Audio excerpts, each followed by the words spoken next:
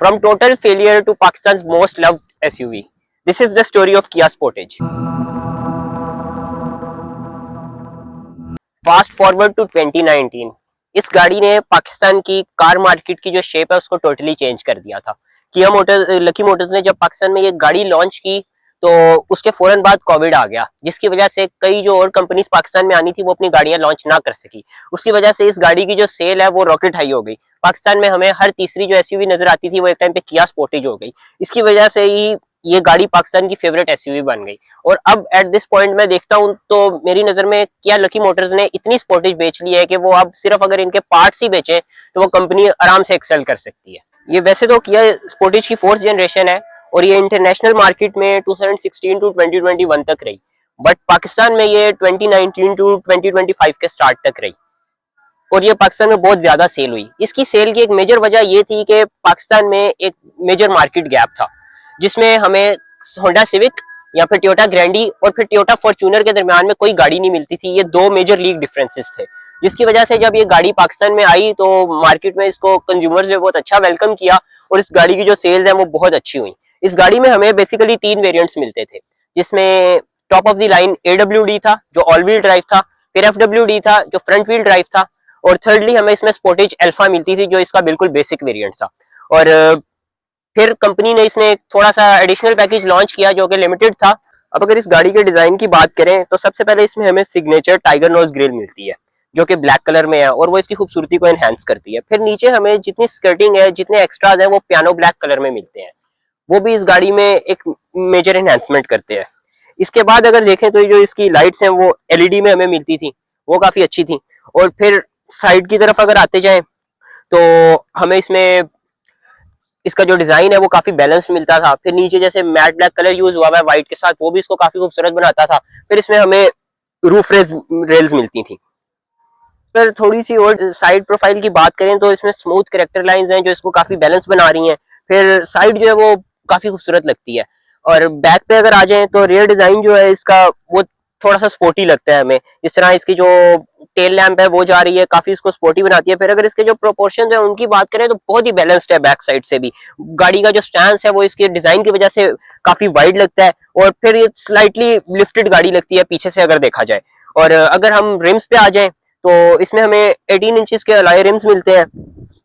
Overall अगर इसके design की बात करें तो थोड़ा सा फ्लैशी और फ्यूचरिस्टिक डिजाइन था जिस टाइम पे ये पाकिस्तानी मार्केट में लॉन्च हुई। अब अगर इसके इंजन की बात करें तो ये इस गाड़ी की मेजर चीज थी। ये डॉग 16 वॉल्व इंजन था और ये 2 लीटर नेचुरली एस्पायरेटेड इंजन था।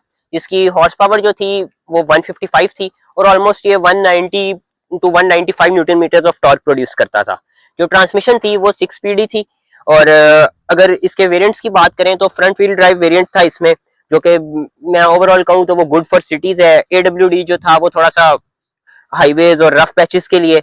और इसकी अगर इकोनॉमी की बात करें तो 18 टू 10 किलोमीटर पर लीटर ये देती थी इन सिटी और 12 टू 13 ये कर जाती है ऑन लॉन्ग।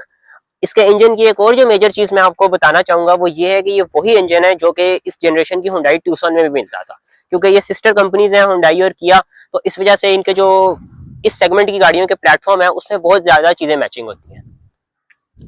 अब अगर इसके इंटीरियर में आए तो बहुत सिंपल और एलिगेंट इंटीरियर था मेरी नज़र में इस क्लास में। और इस गाड़ी का इसमें हमें 8 इंचेस की स्क्रीन मिलती थी। फिर जो एक अच्छी चीज़ थी वो ये थी कि इसमें हमें हार्ड पुश बटन्स मिलते थे। वो भी इसका जो डिज़ाइन था उसको अच्छा बना रहे थे, ये नहीं था कि ये आउटडेटेड लगता था। फिर हैंडल पे अगर आए तो वो भी किया का जो सिग्नेचर हैंडल था उस टाइम पे वो है, उसमें हमें स्टीयरिंग कंट्रोल्स मिल रहे हैं। ओवरऑल इंटीरियर का जो कॉम्बिनेशन है वो भी अच्छा है। और इसमें अगर आप बैठे तो आपको ये फील नहीं आती थी कि इसका प्लास्टिक जो है उसकी क्वालिटी लो है।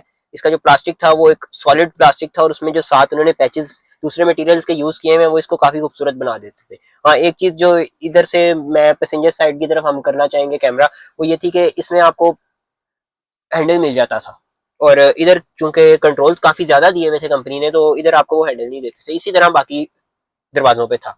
सीट्स की बात करें, इंटीरियर की बात करें तो जो लेदर यूज हुआ है ब्लैक कलर में वो काफी प्रीमियम था। और ओवरऑल अगर देखा जाए एक अच्छी लुक थी इंटीरियर की, आपको मतलब फील आती थी कि आप एक किसी अच्छी गाड़ी में, अच्छी डी की गाड़ी में बैठे हुए हो। इस गाड़ी ने इस सेगमेंट में जो एक और नई चीज इंट्रोड्यूस करवाई थी पाकिस्तान में वो था पैनोरामिक सनरूफ। ये जब गाड़ी पाकिस्तान में लॉन्च हुई तो ये पैनोरामिक सनरूफ ने हम लोगों को काफी फैसिनेट किया था, क्योंकि जो उस टाइम पे हमें होंडा सिविक मिलती थी उसमें हमें छोटा सनरूफ मिलता था, और फिर उसके बाद जो फॉर्च्यूनर जो गाड़ी थी उसमें हमें सनरूफ नहीं मिलता था। तो इस लीग में एक ये बहुत बड़ा मेजर एडिशन था पैनोरामिक सनरूफ का।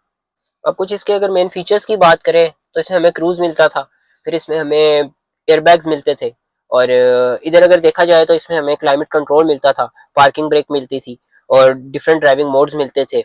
और ये क्योंकि ऑल व्हील ड्राइव थी तो इसमें हमें टायर लॉक्स मिलते थे। फिर अब एक जो मेन चीज इसमें जो सबसे ज्यादा हमारी मार्केट में लोगों को होता है जो कि हमें पता लगे, वो ये थी कि इस गाड़ी की लेग स्पेस कैसी थी। रूम गाड़ी का अच्छा है ओवरऑल, अगर साइज को देखा जाए तो लेग स्पेस इस गाड़ी में काफी अच्छी थी।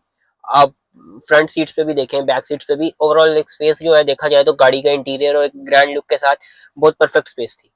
इस गाड़ी का पाकिस्तानी मार्केट में सक्सेसफुल होने की डिफरेंट रीजंस थी, जिसमें एक इसकी बिल्ड क्वालिटी थी, एक इसकी एग्रेसिव लुक थी, और तीसरा ये था कि इसका उस टाइम पे कोई मेजर कंपटीशन नहीं था। जो एक दो गाड़ियां उस टाइम पे पाकिस्तानी मार्केट्स में आ रही थी जिनमें होंडा एचआरवी थी, टोयोटा रश थी, उनकी निस्बत ये गाड़ी थोड़ी एग्रेसिव थी और हमें ज्यादा फीचर्स प्रोवाइड करती थी, जिसकी वजह से इसकी जो मार्केट वैल्यू थी वो काफी स्ट्रॉन्ग बिल्ड हो गई थी। हाँ, एक और चीज ये थी कि कंपनी ने कुछ टाइम के लिए इसको बहुत अच्छा मार्केट भी किया था। इस गाड़ी ने पाकिस्तानी मार्केट के लैंडस्केप को टोटली चेंज कर दिया था। ये एक बहुत बड़ा एडिशन थी पाकिस्तानी मार्केट में। इसने एक नई मार्केट इंट्रोड्यूस करवाई थी, एक नया सेगमेंट जो था कॉम्पैक्ट एसयूवी। और ये गाड़ी अपने कंपेटिटर्स को जो लेटर लॉन्च हुए थे उनको एक बहुत अच्छा कंपटीशन भी देती रही। इस पॉइंट पे अगर आप पूछें ये गाड़ी खरीदनी चाहिए तो या नहीं, तो इसकी अगर प्राइस को सबसे पहले देखें तो ये अल्फा जो है वो अराउंड आपको 7.5 मिलियन मिलती है। जो फ्रंट व्हील ड्राइव है वो आप लोगों को 8 to 8.5, और जो ऑल डब्ल्यू AWD है ऑल व्हील ड्राइव वो भी आप लोगों को अराउंड 8.5 to 8.7 मिलियन मिलती है। तो इस प्राइस में अब जो लेटर लॉन्च हुए थे कंपेटिटर्स उनके ऑप्शंस काफी ज्यादा है। तो ये आप लोगों के लिए थोड़ा डिसीजन होगा इधर करने वाला कि उनकी तरफ जाना है या उस गाड़ी की तरफ जिसकी मार्केट वैल्यू या फिर मार्केट प्रेजेंस काफी ज्यादा बन चुकी है। अगर तो आप हाइब्रिड की तरफ जाना चाहते हैं तो फिर ये आप लोगों के लिए ऑप्शन नहीं है। और अगर आप गैसोलीन इंजन की तरफ जाना चाहते हैं इस प्राइस रेंज में, तो मेरी नजर में फ्रंट व्हील ड्राइव एक बेहतरीन ऑप्शन हो सकता है आप लोगों के लिए, क्योंकि उसमें फीचर्स भी पूरे मिलते हैं और ओवरऑल जो है उसकी ड्राइव सिटी के लिहाज से बहुत अच्छी है। लेकिन अगर आप थोड़ा सा गाड़ी को ऑफ रोड में लेके जाना चाहते हैं या हाईवेज पे ज्यादा चलाना चाहते हैं तो this is the car AWD जो कि आपको लेनी चाहिए।